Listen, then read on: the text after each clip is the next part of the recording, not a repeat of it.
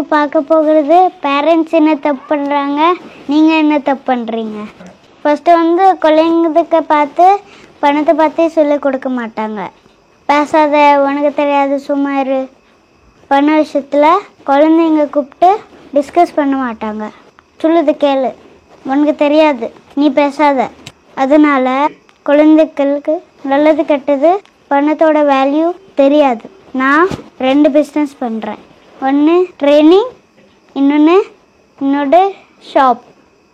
First கேட்டு நானும் ஏதோ கடை பண்ணேன். ஆனால் கார்டு வச்சு பண்ணல. அதில் விண்டோவில் வச்சுருவோம். ஆனால் விண்டோவில் எல்லாம் அரிசிலாம் இருக்குது. அதனால புறா வருதுன்னு நம்ம உள்ள வச்சுட்டோம்.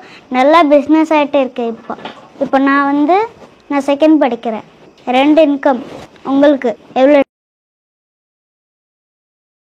இன்கம்? உங்கள் குழந்தைகளுக்கு பணத்தை பார்த்து எவ்வளோ சொல்லி கொடுக்கீங்க? சொல்லுது புரியுதா? ஸ்கூல்லேயும் பணத்தை வச்சு சொல்லிக் கொடுக்க மாட்டாங்க, நீங்களும் சொல்லிக் கொடுக்க மாட்டீங்க. அப்போ குழந்தைகளுக்கு எப்படி தெரியும்? பெரிய ஆளாக்கப்புறம் பணத்தை எப்படி மேனேஜ் பண்ணணும், எப்படி சமாளிக்கணும் எதுவுமே தெரியாமல் அப்படி முட்டாள் மாதிரியே ஆளுவாங்க. என்ன செய்யணும், என்ன செய்ய போறீங்க? உங்கள் குழந்தைங்க பணத்தை பார்த்து சொல்லி கொடுப்பீங்களா? பணம் எப்படி வருது சொல்லி கொடுப்பீங்களா? ஏடிஎம்லேருந்து பணம் வராது, சமாளிச்சது தான் பணம் வரும். இது பேரண்ட்ஸ் பண்ண முதல் தப்பு. 2வது, எல்லாரும் கூட கம்பேர் பண்ணுது. அந்த பையனை பாரு எப்படி இருக்கா, இந்த பையனை பாரு எப்படி இருக்கா, நம்ம சித்தப்பா பையன் எப்படி இருக்கா, மாமா பையன் எப்படி இருக்கா, இப்படிலாம் கம்பேர் பண்ணால் குழந்தை டிமோட்டிவேட் ஆகிட்டுருவாங்க. நீங்கள் பெரிய தப்பு பண்ணீங்க. இனிமேல் குழந்தைங்க கம்பேர் பண்ணுவீங்களா? நீங்களும் யாருக்கிட்டே கம்பேர் பண்ணாதீங்க. அவங்க வாழ்க்கையை வாழ்கிறாங்க. உங்களுக்கு தெரிஞ்சது யாரெல்லாம் இப்படி கம்பேர் பண்ணுறாங்களோ இந்த அம்மா அப்பாவுக்கு இந்த வீடு அனுப்பிடுவீங்க. முதல்ல இனிமேல் கம்பேர் பண்ணக்கூடாது சொல்லுங்க. உங்கள் அம்மா அப்பா கம்பேர் பண்ணுறாங்களா? தப்பான நம்ம அப்பா தப்பாக சொல்லி தராங்க. பிள்ளை இப்படி வளர்க்கணும் தெரில, கவனமாக இருங்க. இந்த வீடியோ உங்கள் அம்மா அப்பா கிட்ட காட்டுங்க. ஏதோ ஒரு டவுட் கேட்டா பதில் சொல்லுங்க. பேசாத, உனக்கு தெரியாது அப்படி சொல்லாதீங்க. அப்படி தெரியலன்னா பதில் தெரில சொல்லுங்க. உங்கள் தெரிஞ்ச குழந்தைகிட்ட சொல்லி கொடுக்காதீங்க. குழந்தைங்க அதை தானாக நினச்சி படிச்சுக்கட்டும். அங்கே ஃபோர்ஸ் பண்ணாதீங்க. கேள்வி கேட்கக்கூடாது சொல்லாதீங்க. யாருக்குன்னு ஸ்கூலில் டோன்ட் டாக் சொல்லி வச்சுருக்காங்க. எங்கள் வீட்டில் நீங்களும் பேச வேணாம், கேள்வி கேட்கக்கூடாது அப்படி சொன்னால் குழந்தைங்க என்ன பண்ணும்? கேள்வி கேட்ட பதில் சொல்லுங்க. தெரியாதுன்னா தெரியாது சொல்லுங்க. ஐடியாஸ் திணிக்காதீங்க. அடுத்த ஆளை குழந்தை போட்டு டார்ச்சர் பண்ணுது. அவங்க என்ன நினைப்பாங்க, இவங்க என்ன நினைப்பாங்க, நம்ம மானம் என்ன ஆகும், நம்ம ஸ்டாண்டர்ட் என்ன, இப்படி சொல்லி பிள்ளைகளை கூப்பிட்டு டார்ச்சர் பண்ணுவாங்க. நீங்கள் எப்படி பண்ணுறீங்களா? பிள்ளைகளை எப்படி வச்சிருக்கோ விடுங்க. நீங்கள் போட்டு டார்ச்சர் பண்ணாதீங்க. 4 பேர் என்ன சொல்லுவாங்க, இந்த சொசலிக்காரங்க என்ன சொல்லுவாங்க, நம்ம ஊருக்காரர் என்ன சொல்லுவாங்க, எதுவுமே நினைக்காதீங்க.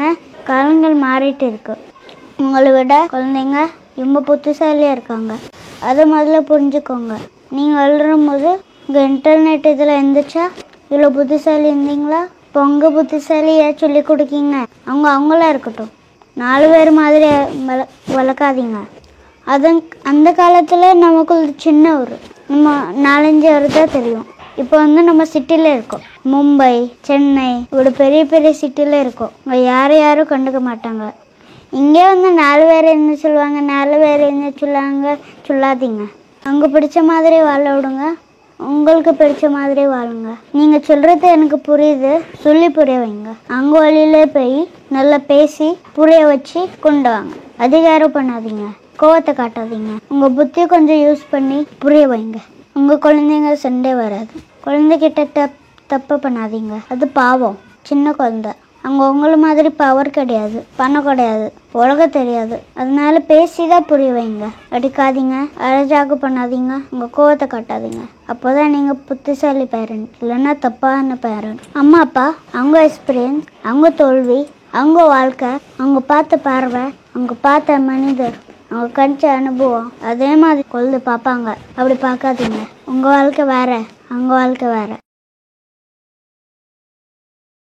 நீங்கள் தோந்துட்டீங்களா, குழந்தைங்க தோந்து போயிடும். அப்படி எதுவும் கட்டாயம் கிடையாது. அவங்களோட படி விடுங்க. அவங்க தோத்துட்டும் திரும்ப ஜெயிப்பாங்க. ஓவர் அட்வைஸ் பண்ணாதீங்க. உங்கள் லைஃப் எக்ஸ்பீரியன்ஸை அவங்கக்கிட்ட திணிப்பாதீங்க. உங்கள் ஐடியாஸ் அவங்கள திருக்காதீங்க. உங்கள் சரி தப்பு அவங்களுக்கு சொல்லாதீங்க. உங்களுக்கு கிடைச்ச கசப்பான எக்ஸ்பீரியன்ஸ் அதே மாதிரி அவங்களுக்கும் நடக்கும் அப்படின்னு நினைக்காதீங்க. உங்கள் பிள்ளை உங்களோட ஸ்மார்ட்டாக இருக்கலாம். அவங்களாம் புத்திசாலி சொல்ல, அவங்களாம் தப்பு பண்ண மாட்டாங்க நான் சொல்ல. அவங்களையும் மதித்து பெரிய ஆள் மாதிரி நினச்சி அவங்க கூட டிஸ்கஸ் பண்ணுங்க, புரிய வைங்க. 30 வயசு பசக்கூட எப்படி பேசுவீங்க அப்படி பேசி புரிய வைங்க. இல்லைன்னா நீங்கள் புரிஞ்சுக்கோங்க. பிள்ளைல ரிஸ்க் எடுக்க விடுங்க. அப்புறம் நான் உன்னை அப்படி வளர்த்தேன், நான் உன்னை எப்படி வளர்த்தேன், என் பேச்சு கேட்க மாட்டேக்கே அப்படி சொல்லி டார்ச்சர் பண்ணாதீங்க. குழந்தைகிட்ட எக்ஸ்பெக்ட் பண்ணாதீங்க. உங்களோட முடிஞ்ச நல்லா வளர்த்துருங்க. இல்லைன்னா அப்படியே வளர்க்கட்டும். நல்லா வளர்த்துட்டு சொல்லி டார்ச்சர் பண்ணாதீங்க. இது எல்லா பேரண்ட்ஸ் பண்ணது இமோஷ்னல் தப்பு. சொல்லி பிளாக்மெயில் பண்ணுது. வாழ்க்கை அவங்க இஷ்டப்படி இருக்க முடியாது. சொல்லி டார்ச்சர் பண்ணுவாங்க, இமோஷ்னல் பிளாக்மெயில் பண்ணுவாங்க. ரிலேட்டிவ் பிடிக்காது, சில அங்கிள் பிடிக்காது, சிலங்களை பிடிக்காது. அங்கே போய் டார்ச்சர் பண்ணாதீங்க. பேசுகிறேன் அங்களுக்கு வணக்கம் சொல்லு, அங்கள் காலை விழு. டார்ச்சர் பண்ணாதீங்க. அவங்களுக்கு பிடிக்கலன்னா விட்டுருங்க. இப்போ ஓடல நம்மக்கிட்ட சின்னவர் இருந்துச்சு அப்படி சொல்லும் போது எனக்கு என் ஃப்ரெண்டு சுஷாந்த், தமிழ் ஃப்ரெண்ட், அவன் ஊரில் இருக்கா. அவன் பார்த்து எனக்கு ஞாபகம் இருந்துச்சு. அவனும் சிலங்கள் பிடிக்கல, அவன் பேச மாட்டான். ஆனால் அவங்க எல்லாம் போட்டு டார்ச்சர் பண்ணுவாங்க. சுஷாந்த் போட்டு எல்லாரும் டார்ச்சர் பண்ணுவாங்க. சுஷாந்த் என்னைய பார்த்துட்டு இருக்கியா? குழந்தைங்க எதுவும் கேட்டாங்கன்னா அவங்க என்ன ஆசைப்படுறாங்களோ அதை வாங்கி கொடுங்க. உங்கள் பட்ஜெட் வந்ததை நீங்கள் வாங்கி கொடுங்க. கேட்டதெல்லாம் வாங்கி கொடுக்கணும்னு நான் சொல்லலை. அவங்களுக்கு எது பிடிச்சிருக்கோ அது வாங்கி கொடுங்க. எதுக்கு நான் எப்படி சொல்கிறேன் சொல்லுங்க பார்ப்போம். குழந்தைங்களுக்கு அவங்க இஷ்டப்படி நீங்கள் வாங்கி கொடுத்தீங்கன்னா அவங்களுக்கு கான்ஃபிடென்ஸ் வரும். அவங்களால நல்லது கெட்டதுக்கு அவங்களுக்கு தான் பொறுப்பு. அவங்களுக்கே தெரியும். அம்மா அப்பா சொல்லிச்சு, நான் கேட்கல, இப்போ எப்படி ஆகிட்டு. நெக்ஸ்ட் டைம் அம்மா அப்பா சொல்லுறது கேட்கணும். அதே மாதிரி அவங்களுக்கு தோணும். ஸோ அதனால் குழந்தைங்கள அவங்க இஷ்டப்படி என்ன வேணுமோ, பிடிச்ச கலர், பிடிச்ச பொருள், பிடிச்ச இடம் எல்லாம் அவங்களுக்கு கொடுத்தாங்க. உங்கள் அம்மா அப்பா எப்படி தான் வளர்க்குறாங்க. எனக்கு இஷ்டப்படி எனக்கு என்ன வேணுமோ அது வாங்கி கொடுப்பாங்க. நானும் நிறைய கேட்க மாட்டேன், ஒன்று கேட்பேன். அதனால தான் எனக்கு நிறைய கான்ஃபிடென்ஸ் இருக்குது. என் வாழ்க்கையில் எல்லாமே நானே முடிவு இருக்கேன். இன்னும் ஐஸ்கிரீம் வாங்கணும், இன்னும் நாஸ்தா வாங்கணும், இன்னும் பொம்மை வாங்கணும், இல்லை நான் தான் முடிவு பண்ணுறேன். உங்கள் குழந்தைக்கு முடிவு எடுக்க முடிவீங்களா?